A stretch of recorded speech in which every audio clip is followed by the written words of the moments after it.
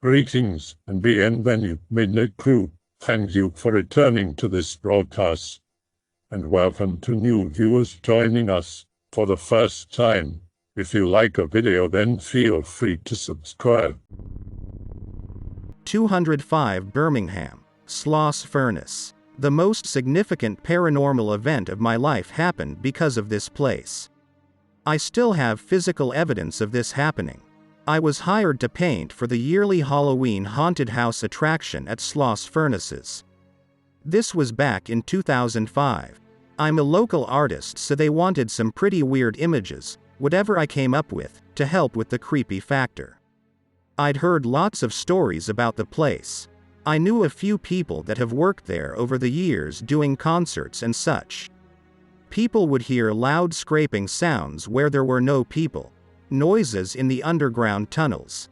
Footsteps. All of it. They'd assure me that they were never just fucking with me. I never actually doubted them. Sloss Furnace is certified haunted. People travel here from all over to investigate it, and it's been featured on a lot of the ghost hunter type shows. You can Google about it. The night I was there were maybe 10 other people building walls, sawing wood, banging nails, and generally making a lot of noise for a small group. The location is a big open warehouse type space, with a ramp leading up to a huge stage where the maze was being built. I was painting the first room and hallway of the maze. Playing loud music, talking shit with the people working. I actually had a pretty good time. I got a lot of work done and decided I'd head home and finish up the following night. I packed up my paints and brushes and my boombox. I remember dropping a couple brushes and the sound of them echoing through the warehouse. It made me realize that besides one other guy, I was the only person left. I laughed to myself because I was trying to convince myself that I wasn't creeped out. Which was bullshit. I was creeped out. I walked to the parking lot, which is beneath an overpass and covered with lots of gravel.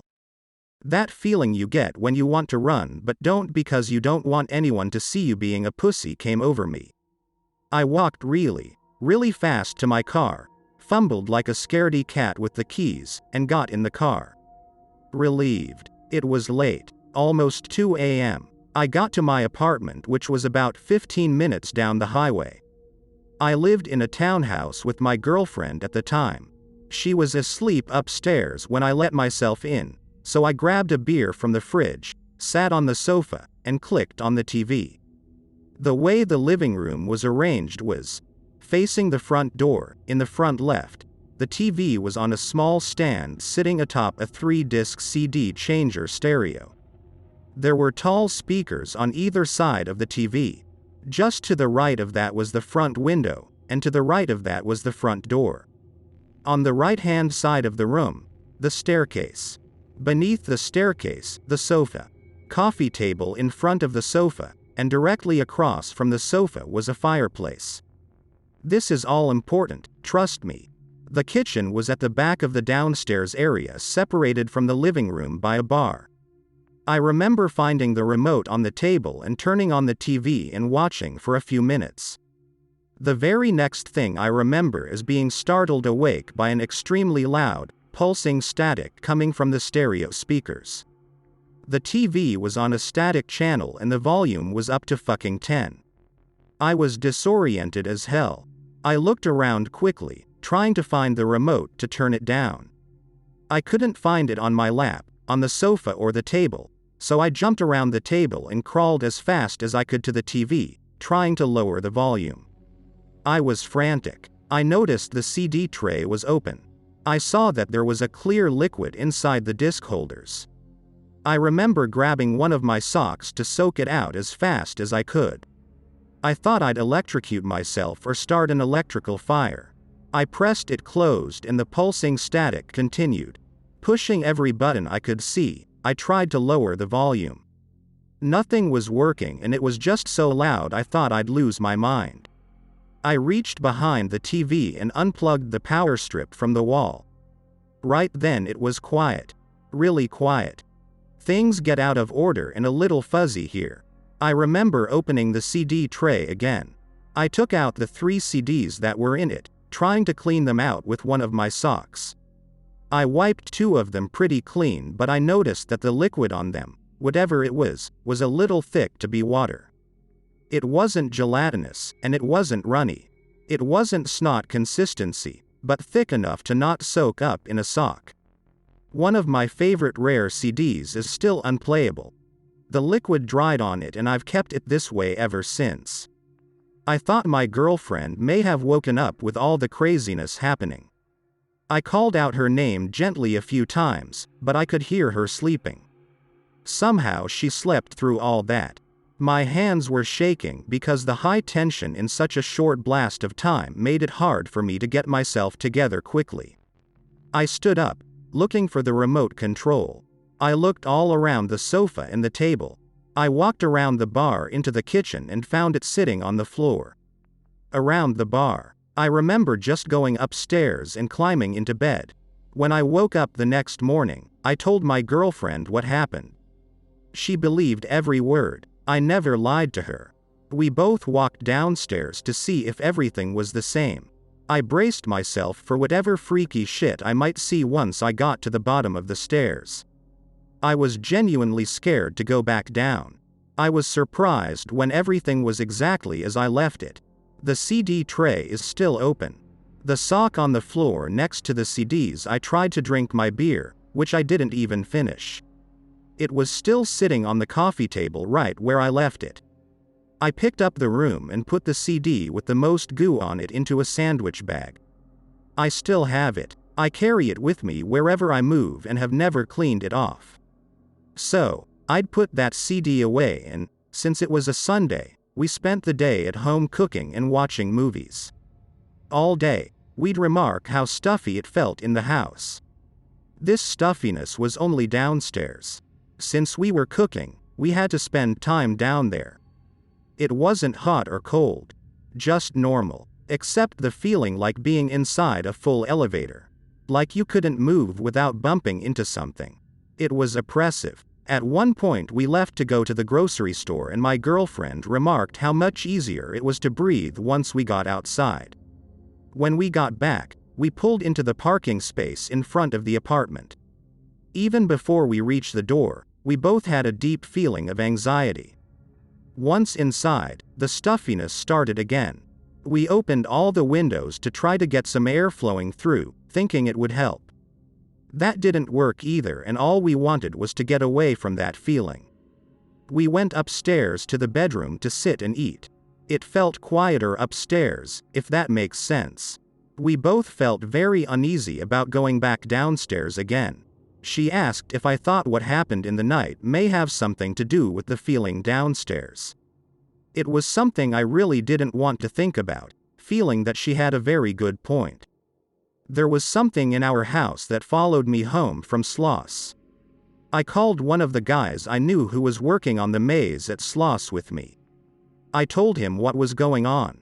My girlfriend sat beside me while we talked, trying to get a good listen to what was being said.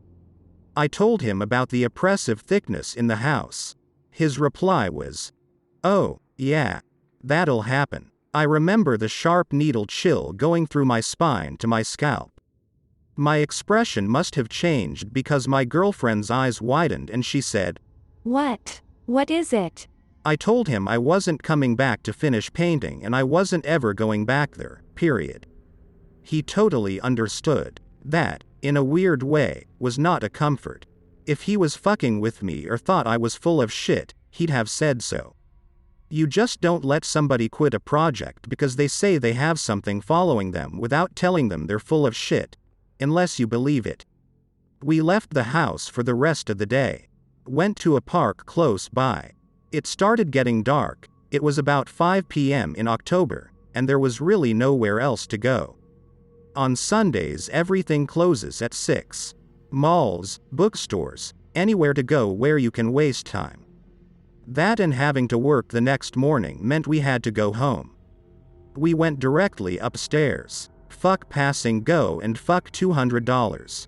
The windows were all still open, so I remember it being pretty chilly inside. We bundled up and watched TV until we fell asleep. We both startled awake to the piercing sound of a smoke detector going off at 2 a.m. Not downstairs, but on the wall leading down the steps. Halfway up, I fanned a pillow in front of it because it's hard to reach. The urgency of the noise created a panic in both of us. It got where I knew it wouldn't stop, so I hit it hard enough to pop it open and knock something inside loose to make it stop. She was on her knees on the bed when I came back up. She looked worried and scared. I felt like I scared her more by reading what was on my own face. I was freaked the fuck out. It seemed obvious that it was trying to get upstairs. We didn't go back to sleep. We got ready as soon as the sun started coming up. We never left each other's presence. I remember being genuinely scared to be in our own house, and we had no idea what to do. We left, went to Cracker Barrel, had breakfast for 2 hours trying to decide how we were going to go home. To feel unsafe in your home is fucked up. To be horrified that something is trying to get you is terrifying. I called some friends during the day. I knew a guy who was into thelema. We'd gone to Atlanta a couple of times to attend Gnostic Mass, and, though it wasn't really my thing, I knew he was pretty well versed in magic. I talked to him and he called someone else. The very anticlimactic ending to all this is that my girlfriend and I met him after work.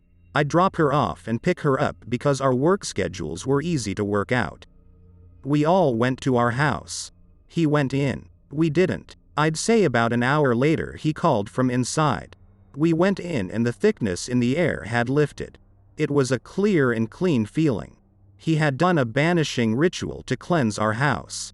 We ordered some Pizza Hut, watched Mr. Show and live happily ever after. I work at summer camp in Alabama back in 2017. Be junior counselor. The camp is relatively small and only has a few campsites. Campers do arts and crafts, rifle shooting, archery, you know, the works. The camp has an old fire tower near the middle of the campgrounds.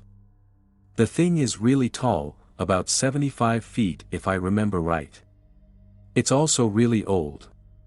It's made of wood and metal beams which are rotten and rusted respectively. Camp doesn't have the money to get a new one or repair it. Junior counselors and senior counselors take turns doing fire watch duty because the camp doesn't have a designated fire watchman. You have to sign a legal waiver that if you are injured on the job you won't sue the camp.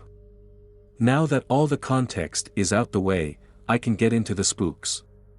Be first time on fire watch duty. Not seen the inside of it until now.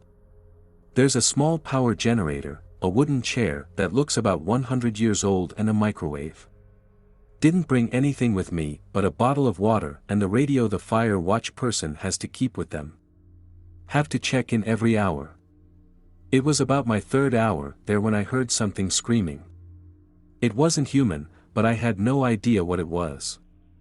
I radio it in. No one else heard it. A few minutes later I hear scratching on wood.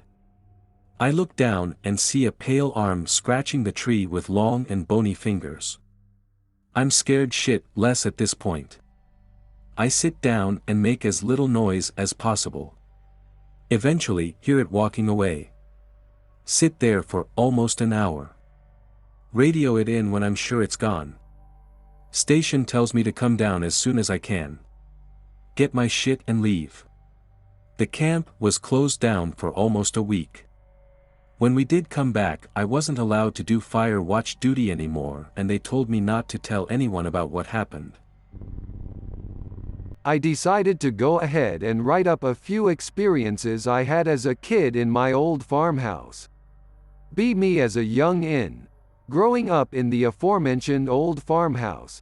Plenty of woods to run around in, which was amazing, especially not having much to do inside. When I was around 10 or 11, we had some neighbors that lived about a quarter mile down the road. One day the father of the family decides to just wander off into the woods and shoot himself. As a child, this was nightmare fuel because I really could not grasp the concept. Anyhow, I distinctly remember hearing what sounded like conversations in the cornfields. When I would investigate, there would be nobody there. That was the earlier years. After that, my experiences ranged from seeing shadows inside the house, such as one that would circle the room if you were very quiet and still and turned everything but the light off. I searched for an answer to this for the longest, but to no avail. When I was older and moved into that room after my siblings moved from the house, I was asleep on the futon nearest to the long window that led into a storage space. I rolled over one night and looked up. I saw a tall shadow figure standing still. Then it moves quickly towards the door leading to my room. Noped the fuck out and told my dad. He checked the perimeter of the house and found nothing. Oddly enough, my parents made fun of me for a few years because I saw shadow people.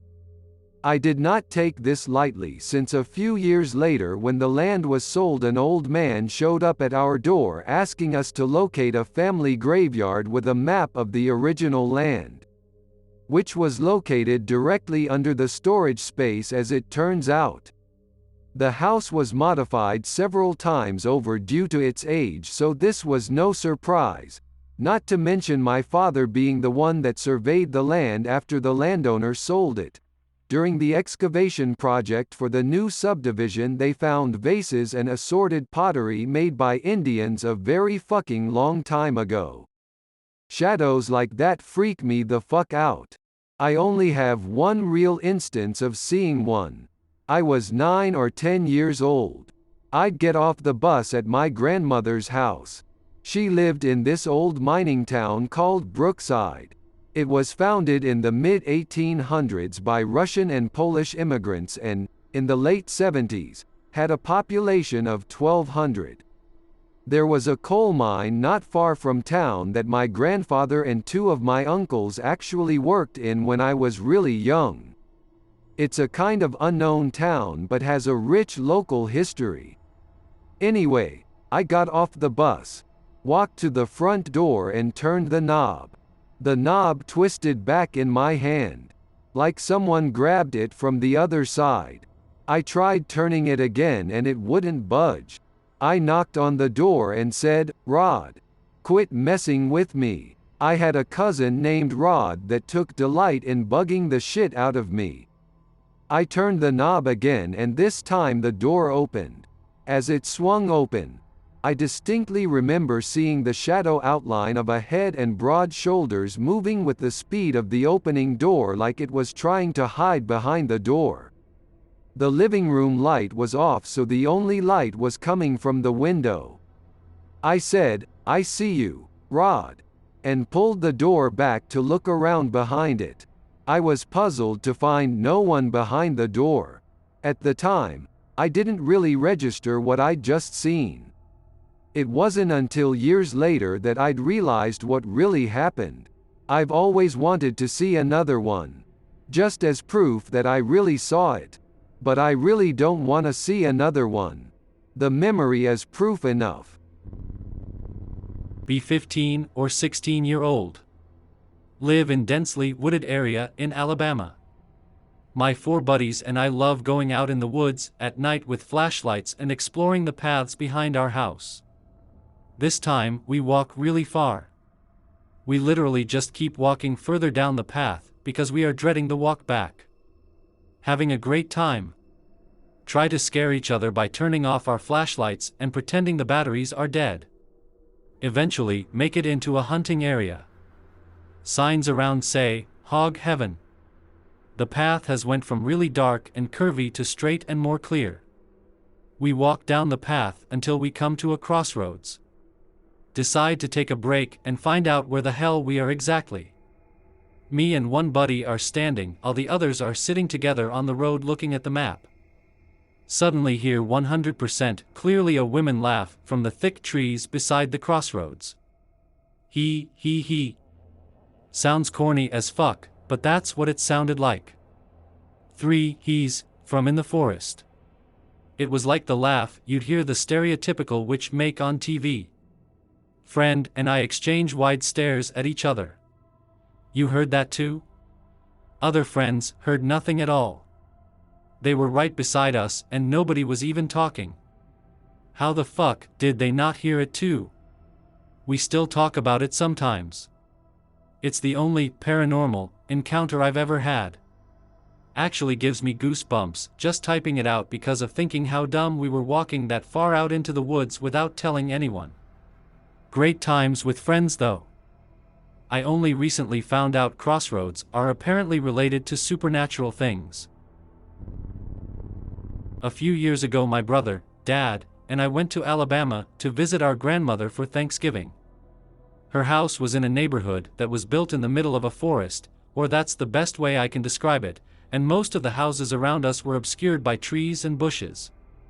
One night we got bored because the old heads who lived in the house didn't have Wi-Fi, so we went out to go throw the frisbee.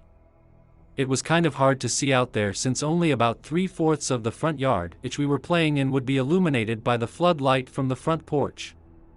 Anyway, after about 30 or so minutes of throwing the frisbee around, my brother accidentally threw it into the bushes behind me. I turned away from him to go and retrieve it for only about 30 seconds, but when I got out of the bushes and turned back around he wasn't there. At first, I didn't think there was anything too weird about this. As a kid my brother would sometimes mess with me and try to trick me since he was my older sibling, so I just thought he was pulling a prank like usual and slipped off somewhere. Though I did realize that I didn't hear him rustling in the leaves or bushes and I turned around, but I could have just been too preoccupied to hear it. Regardless, I decided to call out to him with stuff like, "Come on out, dude. I know this is a prank. This isn't funny, I know you're just messing with me." For the next few minutes. At the same time I was walking around the yard a bit trying to see if I could spot him behind the few hiding spots there were in the front yard. He was nowhere to be seen, and despite the limited visibility it wasn't impossible for me to be able to spot his figure in the bushes. After about 5 minutes I had returned to about the spot where I was standing when we were throwing the frisbee and was looking back in the general area where I had gotten the frisbee from because at that point I was desperate to find him. Suddenly though I turned back around and he was right back where he had been when I last saw him. I didn't hear the leaves rustling or his footsteps through the pine straw or him walking towards where he was standing, though I was extremely surprised and confused when I saw him back. Still not being able to find any other explanation, and wanting to call him out on his bluff, I said something like, "That was a bad prank, bro, I knew you were hiding out somewhere." However, his reaction to my confusing and somewhat frantic statements was genuine confusion. Now I mentioned earlier that he had tried to trick me on several occasions while growing up, and well through all his tricks I usually always managed to call him out on his bullshit and tell when he was lying, but I could tell from the reaction he gave me that he was genuinely confused. To him it must have seemed like I was the one trying to trick him. After a couple minutes of me trying to drop what I thought was the best facade he had ever pulled off, we decided to call it quits for the night and head inside. For a couple years this situation would remain in my mind and bug me every time I thought about it. I decided to wait until my brother had forgotten about the situation long enough for him not to keep the prank going, assuming he was pranking me, until one afternoon and I was driving home I finally decided to call him out of the blue and talk to him about it. When I asked him about that night it took him a couple minutes for him to remember what I was talking about, but when he did remember, his story was very different from mine. According to my brother, after I had gone off into the bushes I had just kind of disappeared in there for about 5 or so minutes. My brother wasn't really too concerned about this, so he just went up onto the porch and waited for me to come back. When I did return I walked out of the bushes with the frisbee, and I think he said that I was talking about him disappearing, basically saying the same stuff to him that I did when he returned in my story. After that the two stories became one again and we headed inside for the night. To this day the only reasonable explanation I can think of for this story is that my brother decided to pull off a very well executed prank that he kept going on for over 2 years, but he sounded so genuine and is much too mature now to do something as childish as that. Because of that, I think that this might just be one of those things that I will never be able to explain. Perhaps I walked into a parallel dimension for a few minutes. Perhaps aliens abducted me and changed my memories for those few minutes. I don't know, and I probably never will. Not sure how to green text, but I live in a smaller town of about 8K population. It was near a place in River Falls. And an old church. This was back in the late 80s. My mother and her sisters used to get us cousins together, and the three sisters used to love investigating old houses, doing Ouija boards, etc., a big white church. I remember going there on 2 occasions, but I'm sure we went more often, but these 2 occasions in particular are ingrained in my mind. I remember pulling up to this place, out in the middle of fucking nowhere, somewhere near River Falls, Alabama. I remember looking out the windows of the station wagon we rode in, all us kids jumping in the backseat to get out. I remember hearing screams. Not blood-curdling screams. Not really screams at all, it was more like loud moans, yelps and screeches. I remember being scared as fuck, and I remember looking around and noticing that no one else was hearing these noises. They were acting normal as fuck. My older aunt, the eldest sister, took my hand and I guess wanted to walk me up to it. Walking beside her, we started approaching the side of the church. My aunt was wanting to peek inside the window. But in the window I was staring at this dusty vapor or some type of whitish luminescence in the form of a body standing upright in the middle of the room. I remember the window had no pane left in it. And the closer we got that fucking window, the closer that thing got to the same window. I pitched a fucking fit. I remember running back to my mom. Before this incident, I was never the type of kid that was seeing ghosts, scared of the dark, etc. My aunt went right up to the window, her head hanging into the church, laughing as if it's nothing, while the white form stood practically over her until she moved away. Can someone help me explain the night I just had? I live in the middle of nowhere in Alabama. Pick kind of related. My area is just a giant swamp, in a place that's kind of infamous for being haunted because supposedly a lot of the buildings around here were makeshift hospitals during the Civil War. Although I guess that wouldn't really matter in my case since my house is only like 80 or 90 years old. I don't know. Anyway, I've never been one to get freaked out when I'm alone at night. And as far as paranormal things go, I've always been super skeptical. But now I'm kind of rethinking that. It's 7 a.m. now and I've been awake since the middle of the night because I woke up feeling like my life was in immediate danger. I don't remember having any kind of nightmare, and I didn't go to bed feeling scared or anything. It was a totally normal night. After the initial waking up in fight or flight mode kind of wore down a bit, I went downstairs and made sure my house was all locked up to give myself some peace of mind.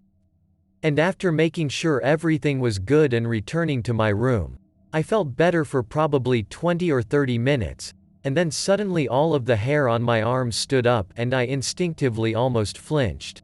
Like you would if you saw someone throwing something at your face out of the corner of your eye. Anyway, after that happened and smoked a cigarette and convinced myself it was some sort of weird sleep paralysis thing maybe. Even though I've never had sleep paralysis. And I calmed down again. But sure enough, a few minutes later, the hair on my arms stood up and all of me felt like I should just be sprinting away. This happened to me over and over again until the sun came out about 30 minutes ago. My lights are on and I'm not seeing or hearing anything out of the ordinary at all. But it feels like my body is physically reacting to something I can't see and my brain is trying to get me the fuck out of this house. But the thing is, although my house is old as shit, I've never once had anything supernatural happen to me in the 5 years that I've lived here. I've never even gotten a weird feeling before tonight. Although I guess it is worth mentioning that a few friends and a couple girlfriends have all mentioned on separate occasions that they get a really strange feeling when they stay the night here. But I've lived here for years now and nothing's happened. So is what happened tonight being supernatural even slightly plausible since it's the first occurrence in 5 years of me living here? Could it just be my brain fucking with me? If so, then my brain hasn't ever done anything like this before. To be honest, I spent the last few hours with a total feeling of dread. It got to the point where I almost screamed when the hair on my arm stood up again. Could I have been sensing some dangerous supernatural being? I really don't think I'm crazy. I've never had things like this happen before. I used to live near a place in Alabama called Cemetery Mountain, which itself does not have any stories strangely. Plenty of tales for the Talladega area though. One is a story as Old Man Taylor's Eyes, but there are some variations on the story. It goes that Old Man Taylor was a miserly old cuss who sat on a vast, inherited fortune. One day, someone decided to barge into his home and take his money. They ended up killing him in the robbery. The police found the body the next day, but it was missing its head. They never found out who did it or where the head ended up, but on certain nights, you can see a pair of flashing eyes low to the ground as Old Man Taylor's head rolls around, looking for his lost money. I live in Birmingham now, and there are some cool stories around here too. My favorite is about the old steel mill, Sloss Furnace. There was even a Ghost Hunters episode set there. The best part of the Sloss hauntings are that they're based on fact. Back in the early 20th century, Sloss Furnace had a horribly abusive and terrible foreman named James Slag Wormwood. He was an alcoholic who would run his workers to the limit, denying them even water breaks. Unions never caught on in the South, and he'd be prone to fits of violent rage. Imagine your worst boss times 100, and this was that guy. Then one day, there is an accident, and Slag falls from the catwalk and into a vat of boiling metal. Some say he was pushed, others that he threw himself in, but all the official record said was that he died today in an accident. Now he haunts Sloss Furnace. Visitors report hearing angry yells or cruel laughter echoing through the halls, and there are even reports of visitors being shoved or physically struck by an invisible pair of hands. When I was 13, I was visiting my dad in Atmore, Alabama. Not much there, but farmland and woods that go on forever. Love going in the woods. Always went armed. Usually my semi-auto .22 since it's light, also had a small scope on it. Always traveled on a Yamaha 80 dirt bike. Would stop when I got wherever I thought was nice for a stroll.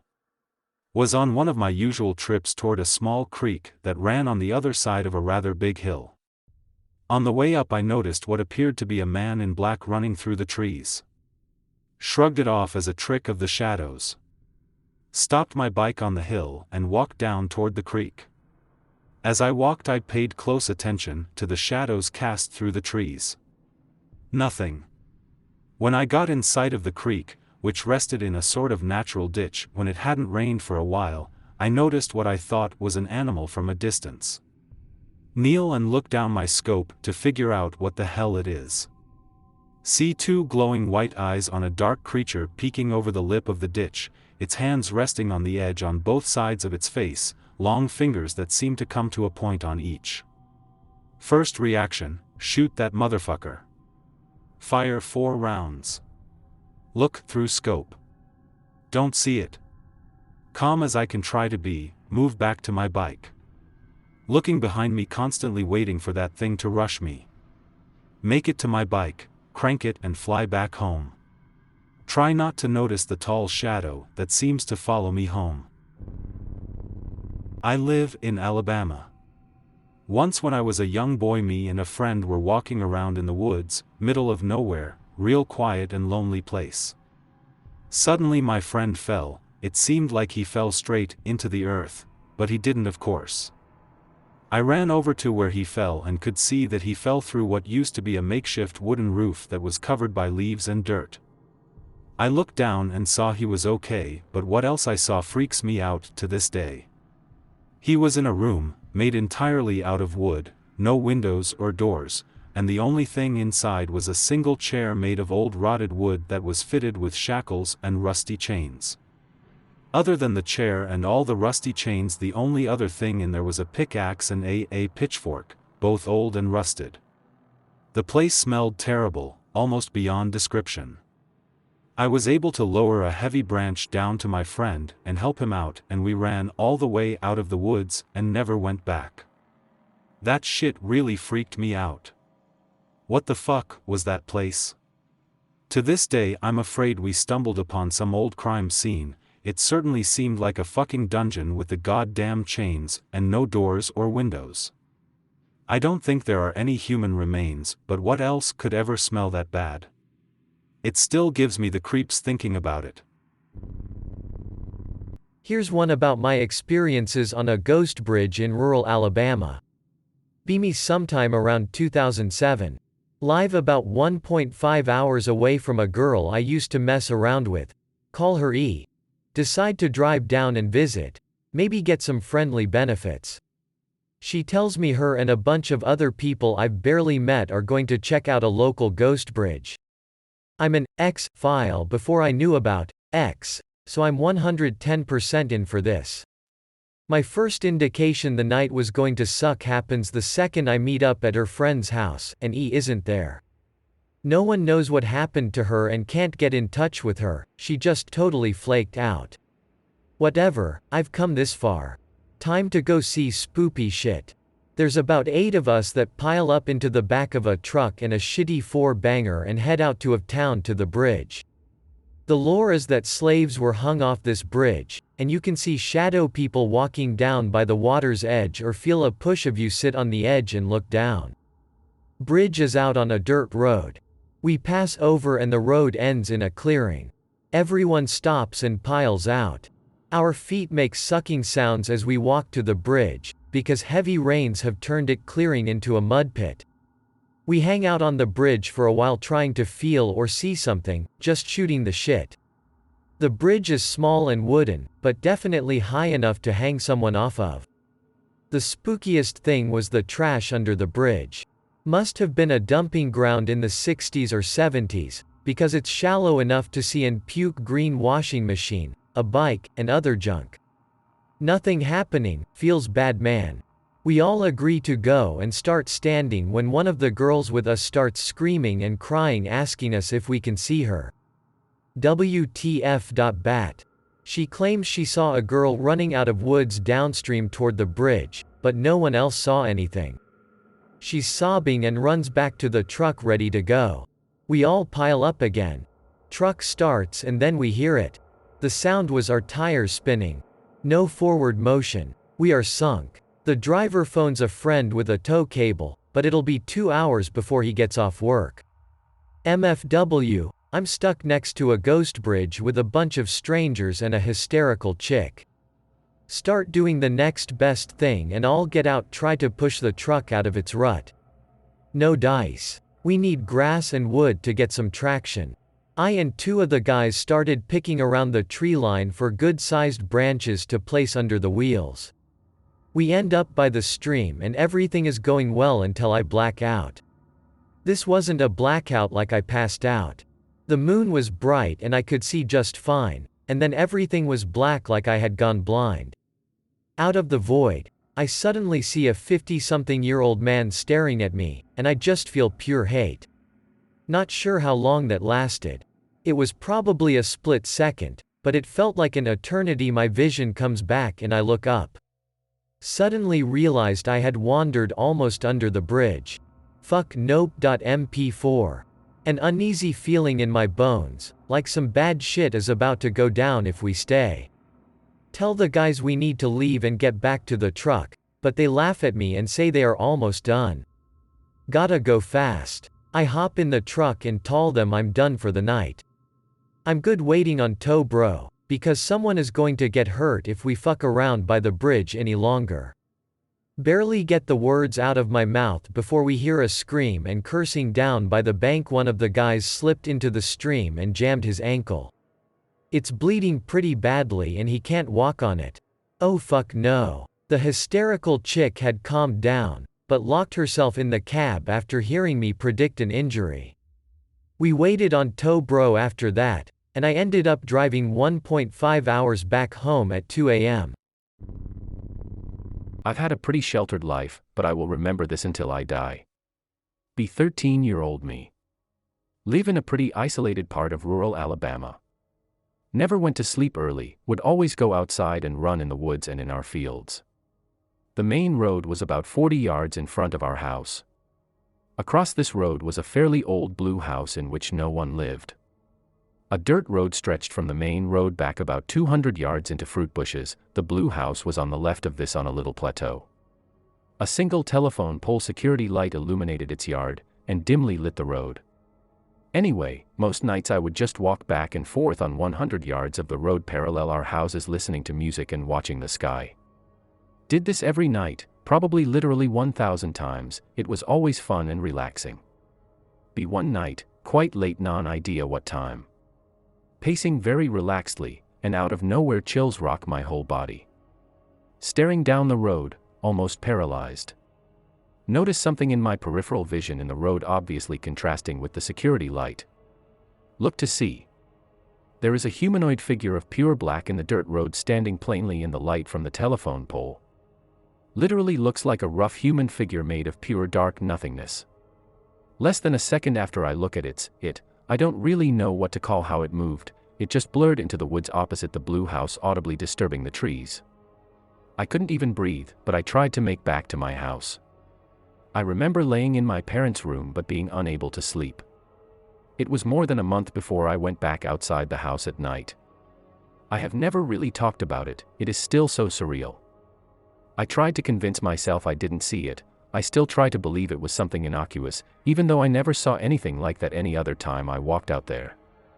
Things like that just aren't supposed to exist. You aren't supposed to see such things. Hydrargos, Hydrargos, and several other spellings, was a sea serpent skeleton created by Mr. Albert Koch. Made from the combined skeletons of several Basilosaurus, possibly Pontogeneus, a type of prehistoric whale, Koch was enthralled to exhibit the sea serpent to the public in the Apollo Saloon for 25 cents. The 114-foot-long skeleton could not have been a real sea serpent because the teeth were cetacean, which had double roots, in the corresponding double sockets. Some teeth were immature, some very old, which has never been heard of in fossilization. It was even thought by some to be the biblical Leviathan. Koch proclaimed that he found the skeleton in Alabama. Hydrargos is not the only sea serpent proven to be a hoax. Lots of other sightings have also been debunked over the years, including the world's most famous proof of the Loch Ness Monster or Nessie. In Falkville, Alabama, on October 17, 1973, a spaceship was spotted out on a field. When the authorities got involved, the chief Jeff Greenhaw didn't see a spaceship, but instead something he would later regret seeing, an alien. The tinfoil alien was clad in a suit fabricated from or similar to thick aluminum foil, intensely bright and as smooth as glass.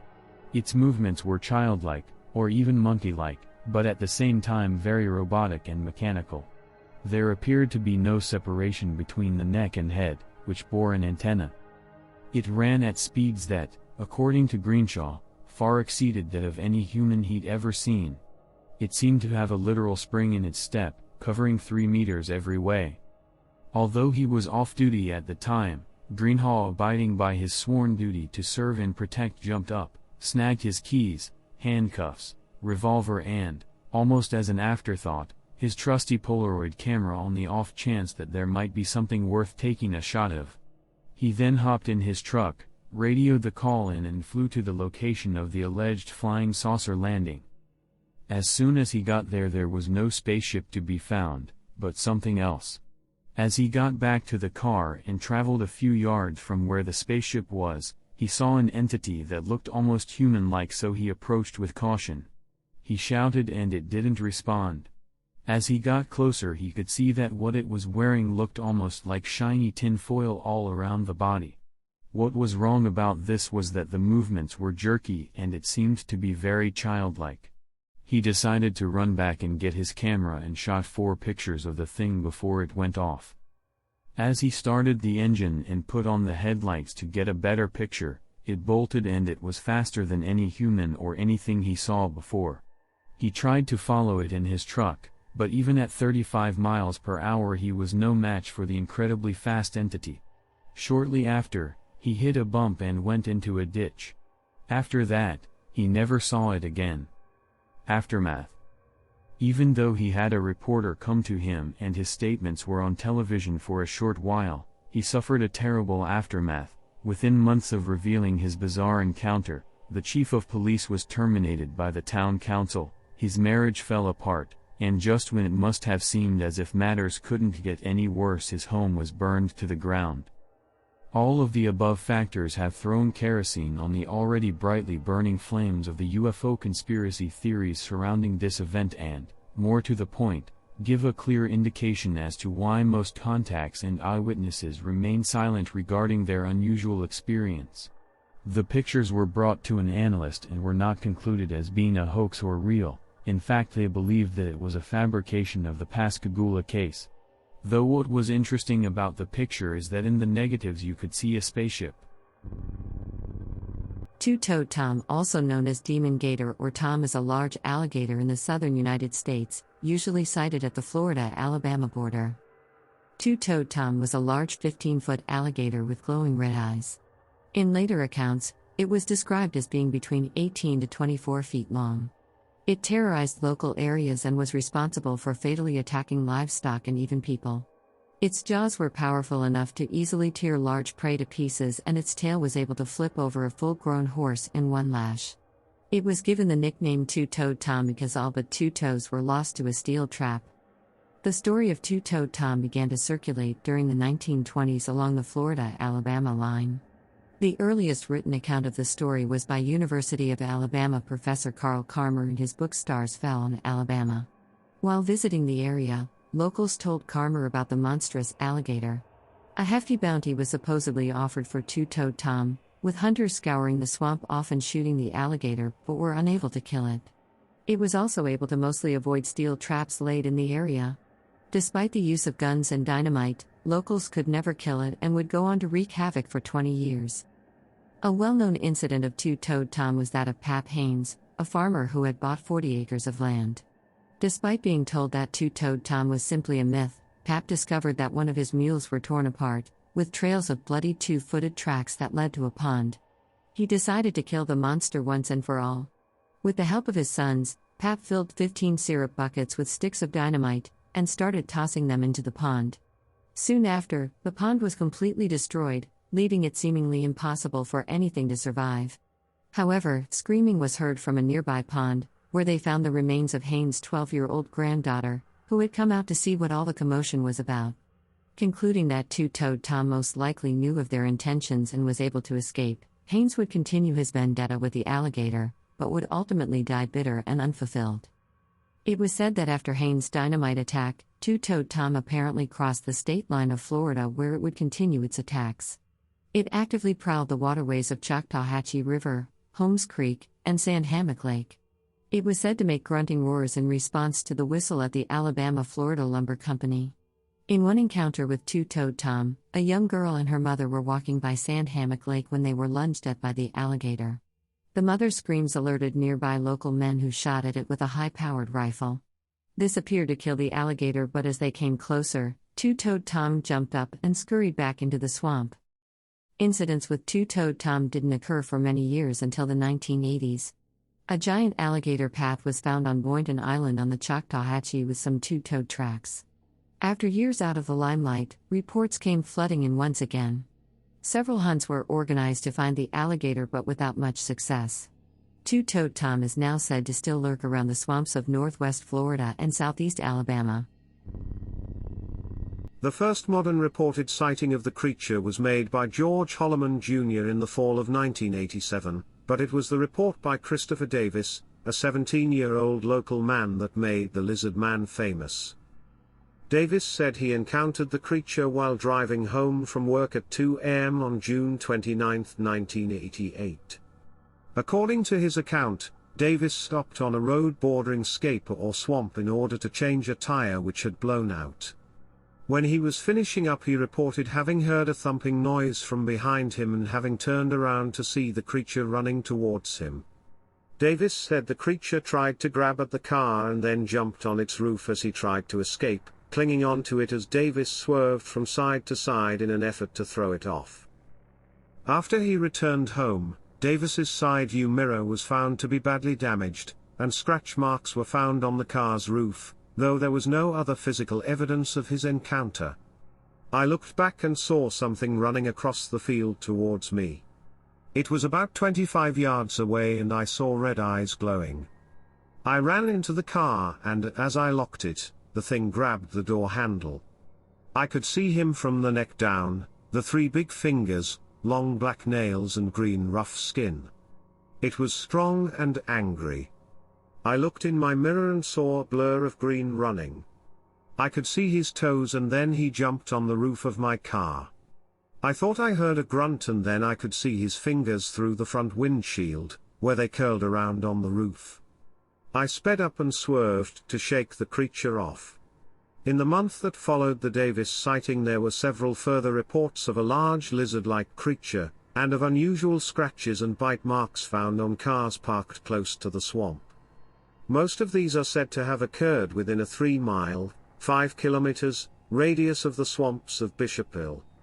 At the time, local law enforcement officials reacted to reports of the lizard man with a mixture of concern and skepticism, stating that a sufficient number of sightings had been made by apparently reliable people for them to believe that something tangible was being seen, but also that it was more likely to be a bear than a lizard man.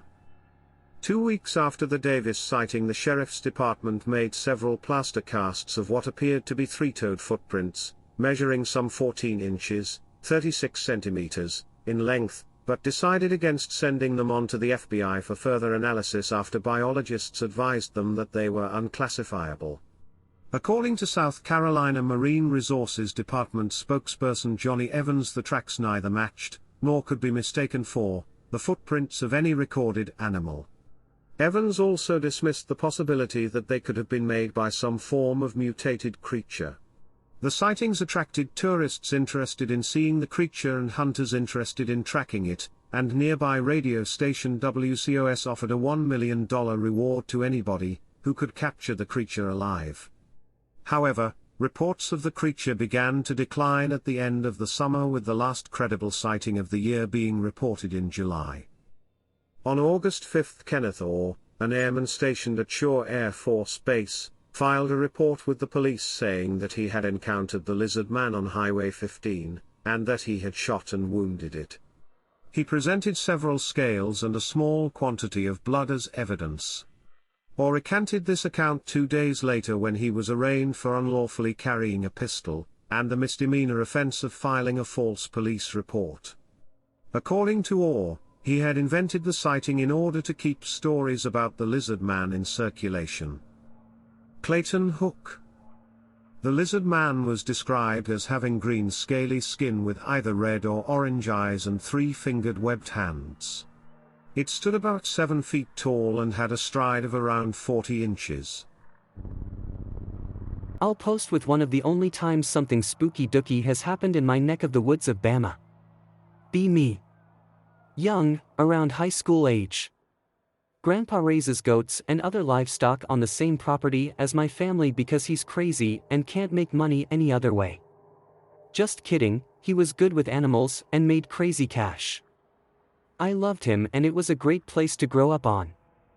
Anyway, goat goes missing one night. Alright, well, goats go missing all the time. Coyotes and whatnot. Something's weird this time though.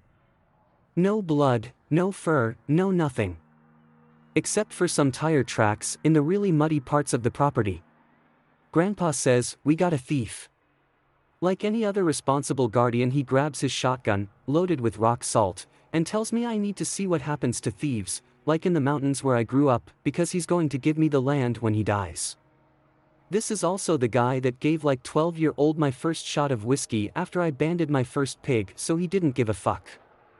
Anyway, load up with some water because hydration is good and follow the tracks on foot. Figure if they go too far we'll go back and get the truck. Tire tracks turn less than a mile from home.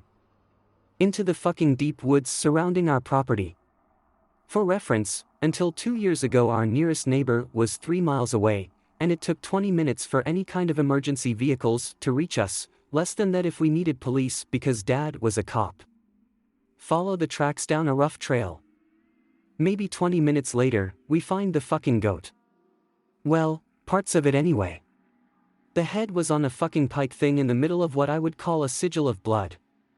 Legs were spread out at what I'd guess were important parts of the sigil. Even a stone-cold badass like Grandpa was a little thrown and scoops me up, hauls ass out of there. Apparently we had some kind of cult shit going on, we lost a few cats and a dog, and I'd bet money the same people that took the goat took them too. Hey guys, I don't really know the customs and whatnot here, but my friend told me I should check this place out. I was telling some stories one night over a couple of beers at his house, and he said I should bring them here. I'd like to start out by saying I can't recall everything in my mind, that being all the stories and happenings I've encountered. However, it's been a good bit. I'm originally from northern Alabama and I've traveled all over the nation, excluding some Midwest states and all northeastern states, save for Vermont. I don't want to give you guys a thorough biography or anything, so if you want to know anything about me we can just learn as we go. As for stories, all my encounters I would say range from the paranormal to the very real. I realize this is a paranormal forum and I don't want to stagnate the quality of anything you're reading, so I'll try to stick mainly to my paranormal stories. If you guys don't have any questions or requests about states, I'll jump right into it here in a minute. Like I said, I'm originally from Alabama and I have spent much of my life there. However, I got an itch about me once in my life to go out and kind of adventure. Might have been the nagging of my fiancé at the time. Might have just been me going stir crazy. I journeyed up through the Southwest clear through to Los Angeles and then to Northern California. I was in Mendocino when I picked up a call for work that offered housing out in Wyoming. Since I was marking states that I'd been off my list, I decided to take a long detour through Oregon. The majority of that drive would take place at night. I broke through the state line near Mount Shasta, a little town called Weed, then went through Klamath Falls through a lot of what seemed like uncharted territory, lots of tall trees and little to no service for my phone. There was a time where I had started to get tired, and since I had built a little bed for me and my fiancé, it had become a common thing to just pull over and go to bed. However, this was more of a backroad highway type place. I couldn't quite just pull over anywhere without being in someone's driveway. It was nearing 1 a.m. and I was halfway to Boise, my destination that I'd set before I would pull over and go to sleep. My best bet for staying awake would be keeping the windows rolled down and the AC on high. To remind you all, I wasn't dreadfully tired, but it was setting in on me. I was surrounded by a lot of thin trees. What I assume would be pines, just not like ones I'd ever seen growing up. It's important to note these were around maybe 15 to 20 feet tall. I can't really remember, it's hard to measure how tall a tree is by eye when you're blazing through the countryside just trying to get somewhere to sleep. I was coming up on a curve when I noticed something though. From the high beams on our Camry, something lit up amongst the trees in the near distance. It looked to be two eyes, about a foot or so apart, or maybe I'd thought. As I got closer though, I saw these eyes belonged to a tall figure standing amongst the trees. For a moment I'd slowed my speed down and stared as I eased into the curve. Everything seemed to go so slow, and the creature stood near to the full height of that damned tree, man. It looked shaggy, like a tall burly brown mop, and the only thing I could make out on its face were its eyes beaming down on me. It looked to be covered in dreadlocks, and in a moment it stepped back. The tree swung back upright as they'd originally been held back, it had seemed. I, realizing what the duck had just happened, quickly sped away. It was still near 3 damn hours away from Boise. My fiancé was asleep and I was just irritated. I'd felt awful tired and dreary but couldn't manage to even fathom the thought of sleep. I'd shook off the sleep in my eyes and exchanged it for a fear. Now after about an hour I decided to get wise with myself and just tell myself it was just me being tired. This was right around when we broke into a more plains, desert-type part of southwestern Oregon. I didn't know exactly the terrain that surrounded us. I just knew there weren't any towns and there weren't any homes or driveways. Feeling the urge to piss over me, I pulled off to the side of the highway to take a leak. Still somewhat fearful, I creeped over near the passenger side door where my fiancé slept and I took a leak there. I took it all in. Out there it's really pretty under those stars. Big skies. I let my eyes wander a little more off the road until I looked to my left. I saw that same haunting gaze, looking to be a ways off. I didn't wait around to find out. I didn't even zip, buckle, or button my pants. I shook my pecker off and ran back into the car and tore out. Buttoning and fastening as I went, I let gravel fly. I couldn't fathom how whatever it was had followed me. An even more haunting thought tore into me. Was there more than one? I had woken my fiancée in the calamity and she looked at me with some variant of disgust or another, and glancing at her, going nearly 80 miles an hour, I saw the eyes keeping pace. I pointed and my fiancée stared. She shook my arm and very shyly asked what it was. I told her that I didn't know. I could see the lights of a small town in the distance though. At this point the eyes started growing bigger, wider. It became apparent that they were coming closer. My fiancé told me to stop messing with her, even though I wasn't, obviously, and I told her not to freak out. We came about half a mile off the town when the thing screamed through the night and the dull glare of the road lights overhead could reveal its image. Tall, mangled, and a mouth as wide as a serpent. With fangs that looked like steak knives. My fiancé screamed, horrified, and the only thing I knew then to do was go faster. As we approached town, I looked into the rear view to see more eyes behind us, all fading in the distance. But the screams didn't stop until we got in. That night we slept in that small town and left at daybreak for Boise. That's the first that comes to mind. I'd like to say it's the screams that haunt me, like a shrill scream for help. Maybe a mangled rebel yell. I hope that you enjoyed tonight's broadcast. If you enjoyed tonight's story, then please subscribe to the channel, as more green texts will appear daily. A new broadcast will appear when the clock strikes midnight Central Time.